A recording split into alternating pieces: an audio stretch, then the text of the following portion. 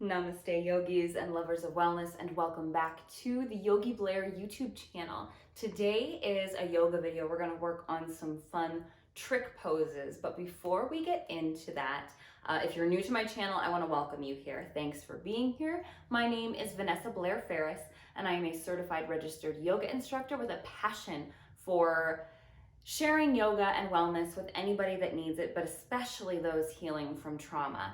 And if you want to learn more about why that is my passion and what has set me on this trajectory, I will link right here my yoga journey series. And I talk a lot there about what got me to this point and why this is my passion. So check that out if you're interested. Make sure to subscribe if you're new, if you like what you see, if you're enjoying these videos and this passion of mine, please consider subscribing. It really does help me out a lot. You can follow me on Instagram at yogi.blair, and I always link my email below, so you can send me any requests, send me anything that you want to share with me. And also I'm trying to do a video answering subscribers' questions, whether they're yoga questions or just general wellness questions, questions on meditating, maybe makeup or skincare, because we know that that's one of my favorite wellness things is skincare and makeup. So if you have any questions on any of those things, please feel free to email me and I will put together a video answering all of those questions. So today we are going to be doing some trick poses. Please keep in mind that you are welcome to prep and to play with all of these poses, but we are doing this not in person, so I'm not there to spot you. Make sure that you're safe. You can go up against a wall like this one if that is more comfortable to you, and make sure to center, to limber, and to do some sun salutations. You can check out any of my centering, limbering videos that I have on my channel. I have a few, and I have one sun salutation video for you to warm up with. Another thing I want to mention real quick, guys, I mentioned this in my wellness video on Monday, but just in case there are some of you that don't watch the wellness videos that are just here for the yoga, I get it. I got my first comment the other day that said video starts at such and such a time. And it was basically just bypassing the intro of my video. And I understand that some people might be doing this because they think that it's helpful, or they think that some people might not want to see all of that. But anybody that is a creator that creates this content for you guys probably feels as though it's a little rude. It's not very kind to say to somebody, just shut up and get to the point. And that's basically what those comments are saying. And when I see them, I will remove them from my channel. You're welcome to skip ahead and find where you want to find in a video. If you don't like the fact that I talk a lot, I'm sorry, but I'm trying to make my content quicker for you guys. But maybe keep in mind that in our culture, it is really common to be impatient.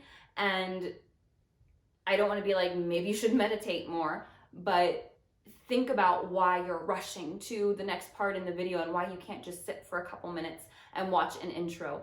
These intros are to give you more information, to contact me, and to make it so that you can reach me easier. And I want you to have that information. I want you to know why I make these videos. And yeah, so I would appreciate you not leaving those comments. If you do, I will delete them. And let's just get on to today's video.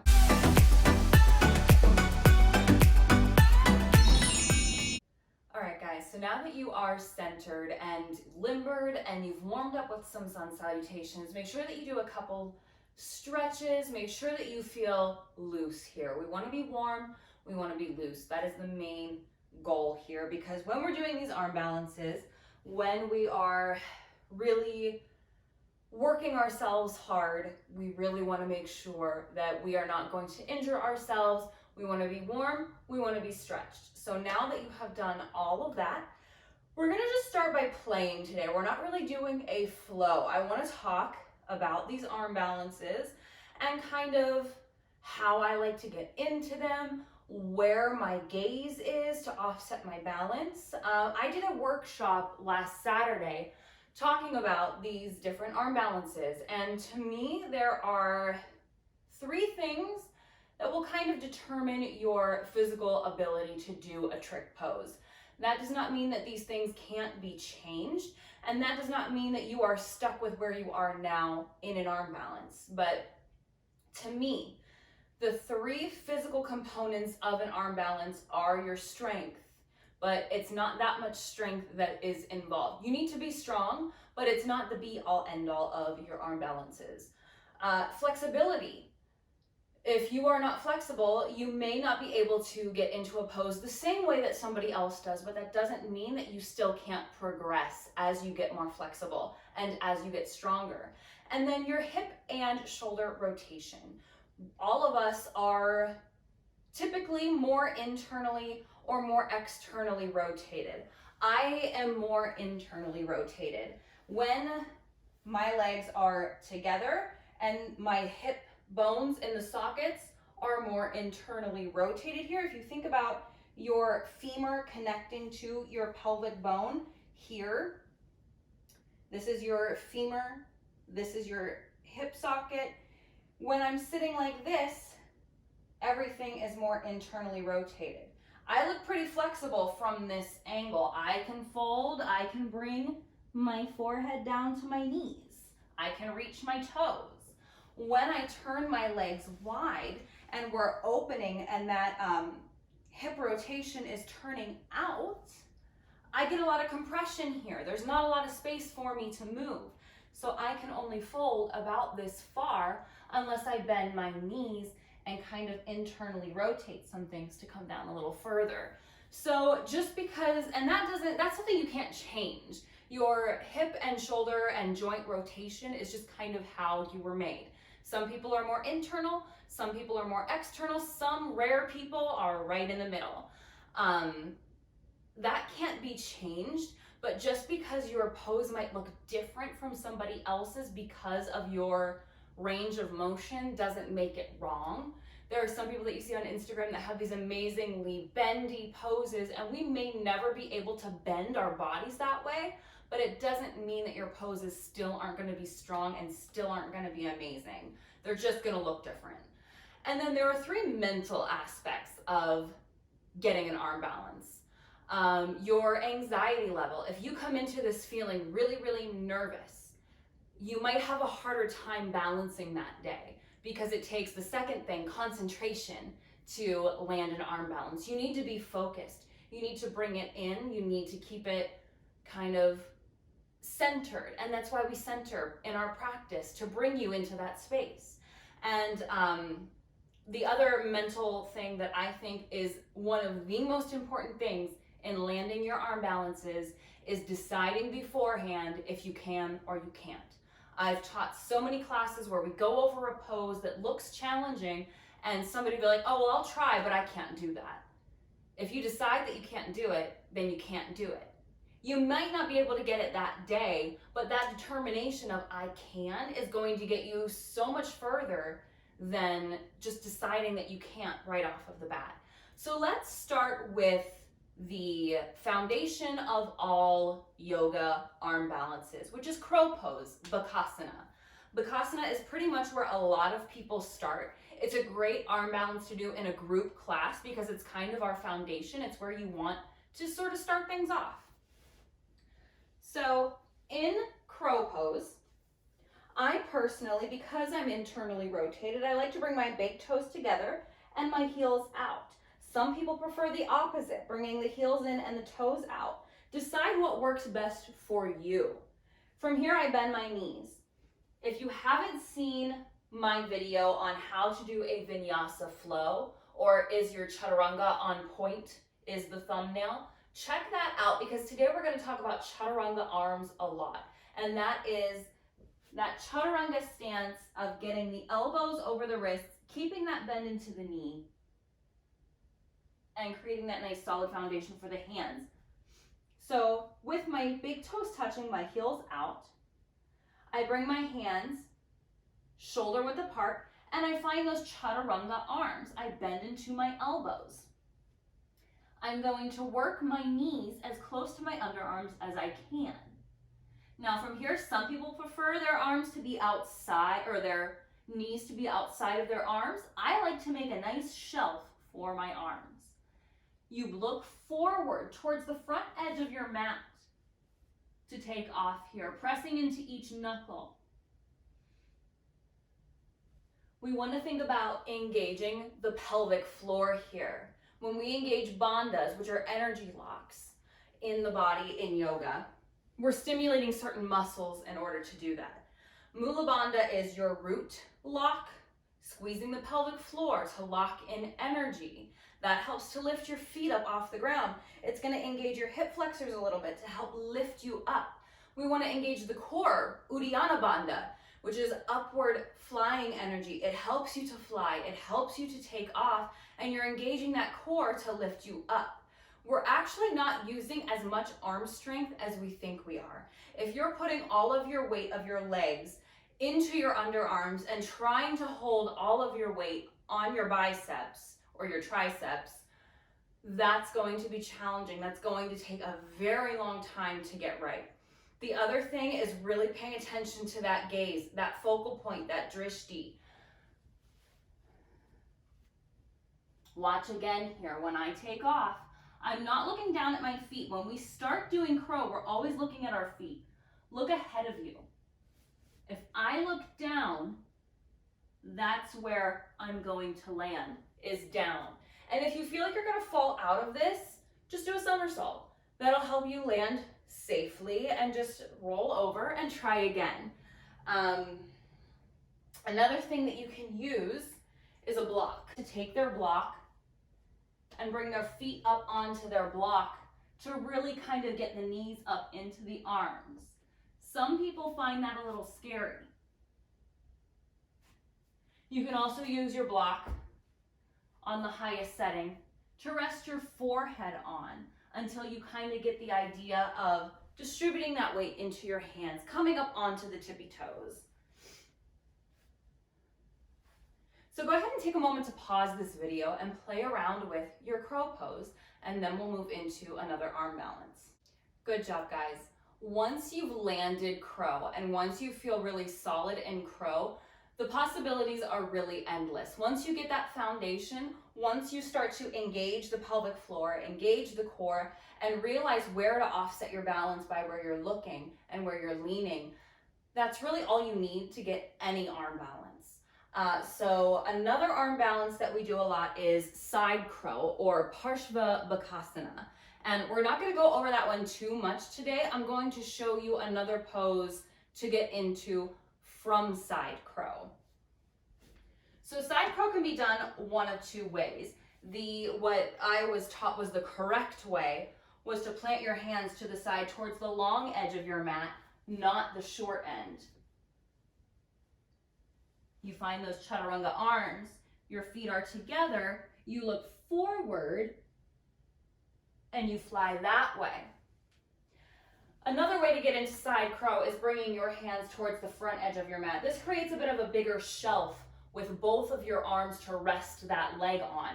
This is where I would recommend most people start. It's a little bit easier. It feels safer to a lot of people. And this is actually where we're going to get into our next arm balance, which is fallen angel. So I'm going to show you first, without talking, how to get into this pose from side crow. There are a couple ways to get into this that I'm going to show you. The first one is finding that side crow with both hands towards the front edge of your mat.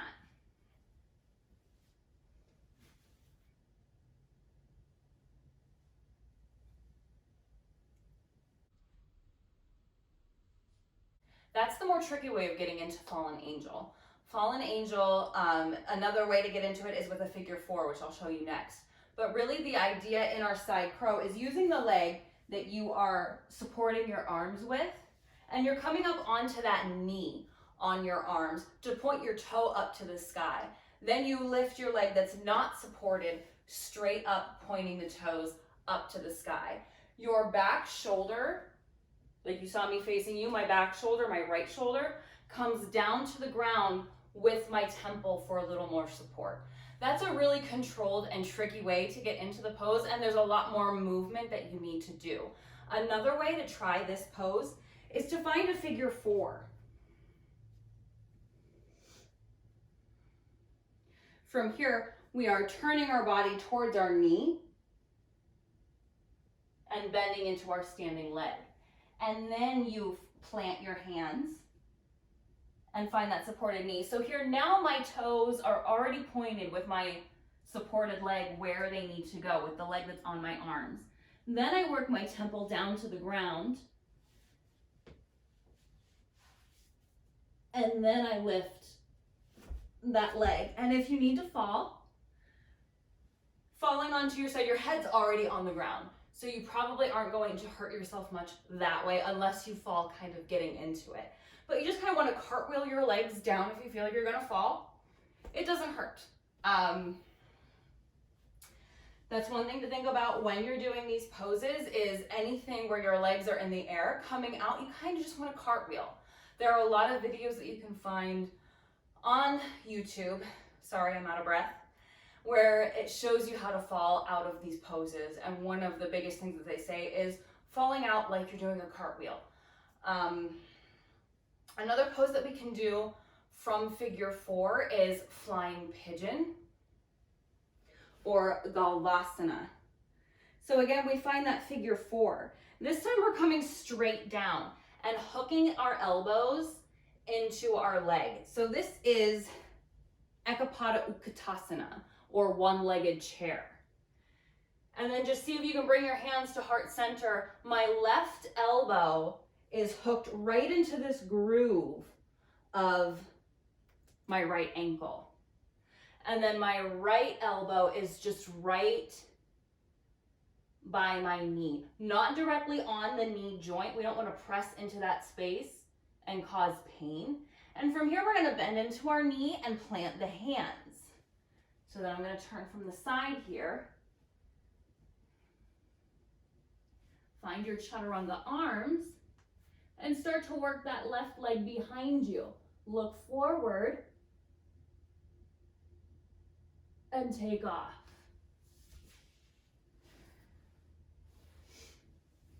That's a great one to get into from your one-legged chair. It's a nice transition, and you can always jump back right to your chaturanga and do a flow as well. If you guys want to learn more about jumping back from these poses into chaturanga, leave a comment below and let me know. So we've done Galvasana, which is flying pigeon.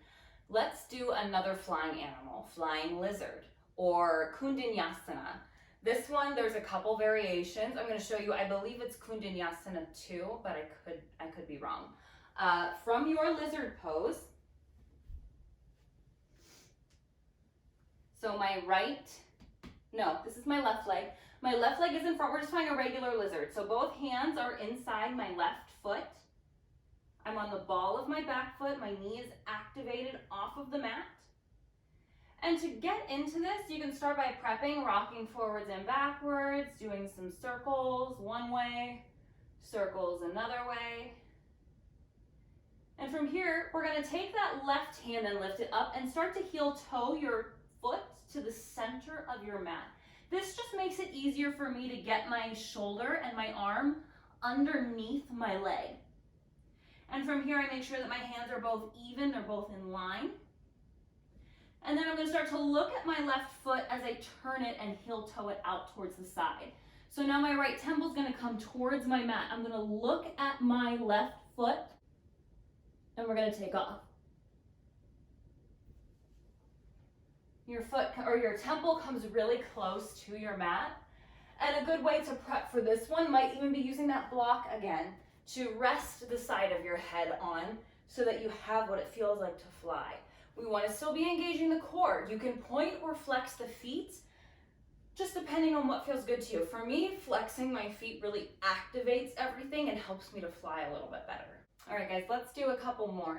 Let's do 8-angle or Ashtavakrasana. This one, I like to use a block for beginners. You can use your block on the flattest side and set one of your hips on that block. So you're resting on your side. Extend your legs out, and then your bottom leg is going to wrap around your top leg, and you're just going to flex both of your feet to create a nice little hook there. Take your top hand and fish it through the loop you've made with your legs. And then your other hand comes in line to make your chaturanga arms. Look forward, lean forward, and engage until you come up off of that block. Pause the video, give yourself a minute to play, and we'll meet back here. Great job, guys. We'll do a couple more of these. So let's do one-handed elephant, or Eka Asta Bhujasana. This one is a little bit tricky, but very fun to practice. You're gonna start, I'm gonna show you from the front first by taking one of your legs and slinging it up over your shoulder as much as you can. It doesn't have to look like mine. It can be more towards your elbow as well. The higher you get it up, the easier this pose will be. So once you've got that leg where you want it, you want to extend your other leg out. Your hands are then going to come down to frame that extended leg. Point your toes, flex your feet. You could do both with this one. Lean yourself forward, hollow through your back, and lift your legs off of the floor. That's what I can only do for a couple of seconds, especially when I've done a lot of these poses and my arms are starting to get a little bit tired. You really want to hollow through the chest here, almost like you're in a plank, pressing away to really push out of the shoulders and engage the core to lift your legs up. And it might just depend, pointing or flexing the foot. I think flexing the foot helps engage all of this a little bit more, but play around with both and see what you want. You can also use 2 blocks here to put your hands on. So I'll actually try the other leg now. Sling it up over my shoulder, start to lean forward. Bring your blocks to where your hands are. And then see if you can press up. That just gives you a little more space, especially if you have shorter arms and you have these arm balances where your arms are extended on the ground. It's just gonna help you get a little more air. So now let's find Bhujasana, or elephant. You can also use those blocks again, like so. And you guessed it, this time, both hands are gonna come around the legs. Another way to get into this is a little bit easier. Is coming up to standing, taking your feet wide apart, bend your knees, and work your hands behind your heels. Start to sit your tailbone back until you can bring the palms of your hands to your mat, and then I heel toe my feet together. Start to balance until you can lift your feet up off of your mat. Look slightly forward.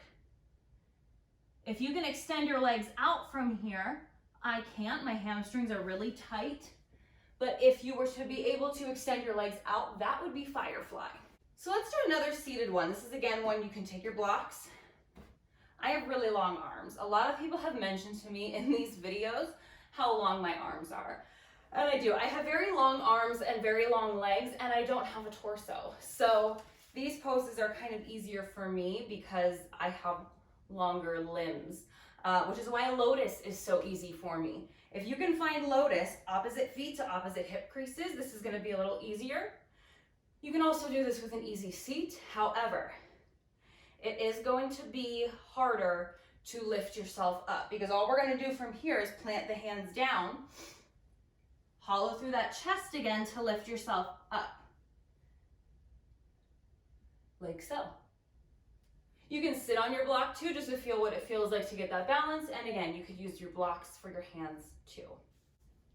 So we've done a couple of arm balances. Let's talk about inversions, handstands, forearm stands, and our favorite headstands. Headstands are my favorite. They're a little bit easier for me. Forearm stands, I've stuck a forearm stand for a couple seconds at a time, but I'm still working towards that. Handstands, I'm still kind of wary on.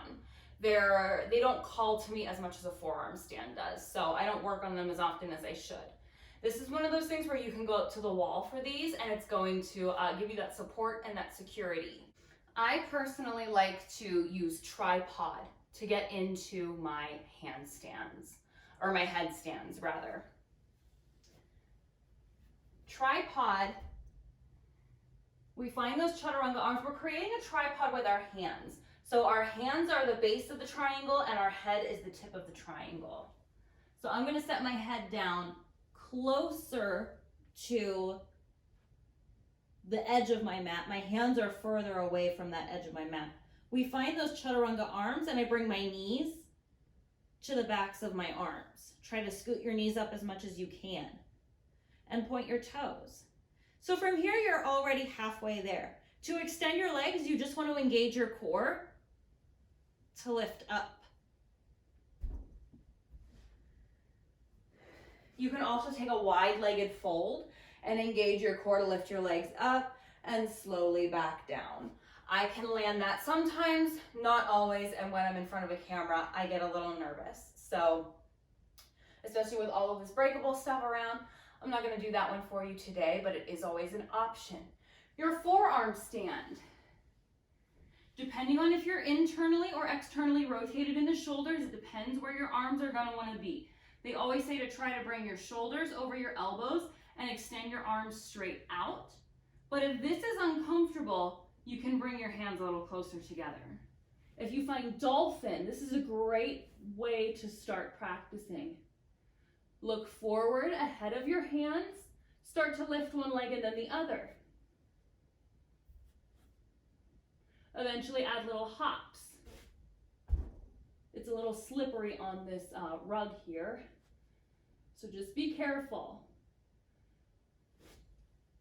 Yeah, that's way too slippery. Let's see.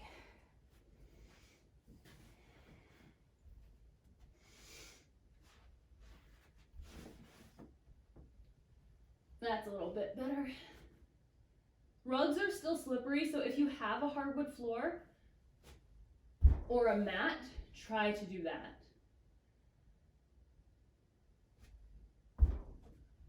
And as you can see, I'm not there yet. I've been working on this one for a while. One thing that I like to do rather than always going to a wall is having somebody physically spot you. A lot of times I ask my husband to hold my legs up in a forearm balance so that I can feel what it feels like to land it without worrying about falling over. And I notice that when he holds my legs up, my shoulders do collapse. I don't have the shoulder strength yet because this is one that you really do need a lot of shoulder strength for. And I'm still working on doing, those chaturanga push-ups to try to get that shoulder strength and doing some little weight exercises here and there just to get this all in order so that I can help land that a little bit easier. I know I could get it right now, but my body's working really hard. As you can hear, I'm extremely out of breath. So these are a couple of arm balances for you guys to practice, a few inversions to try.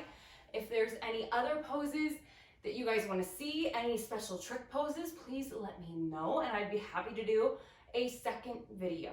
It would be really long if I did them all in one, but I'd be happy to make a couple more of these for you guys, or even just breaking down one of these poses for a lot longer.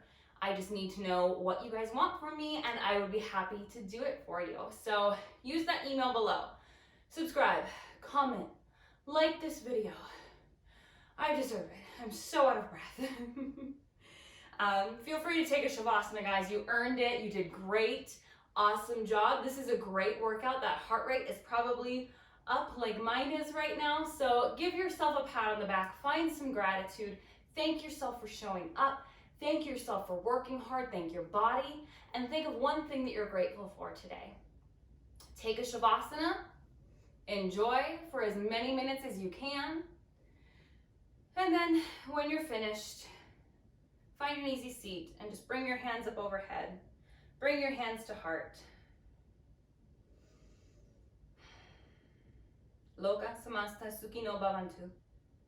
I wish happiness and freedom to all living things, and may the words, thoughts, and actions of my own life contribute in some way to happiness and freedom for all. My friends, thank you so much for watching today. Namaste.